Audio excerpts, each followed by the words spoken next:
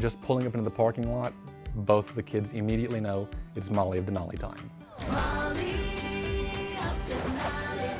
The Molly of Denali workshop, while we're being taught how to understand and convey and communicate with the kids about what they're learning, they're also learning about their world around them and how to understand the world around them.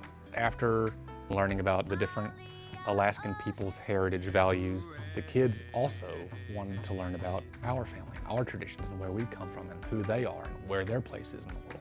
And I think that building on that foundation really will help in the long run with having a better grip on the multiculturalism especially. Killian, he's recently been coming more out of his own, and so it's really great to see him at these workshops, going up and talking to everybody, and he's answering questions. Everybody here has been so friendly and welcoming. When someone asks him what he's doing on the game, he's realizing that he can talk and he has an opinion and can voice it. I have a heart on my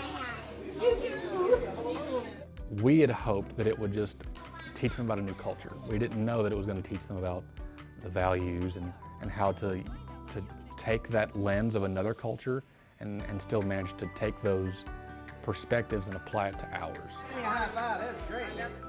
The biggest takeaway from the workshop is that family time can be learning time. It's very efficient, it's very well organized. That's called a procedural text. It tells us what to do. There's not a moment that we're not learning something and the kids are learning something. Get it in! You can do it, yeah!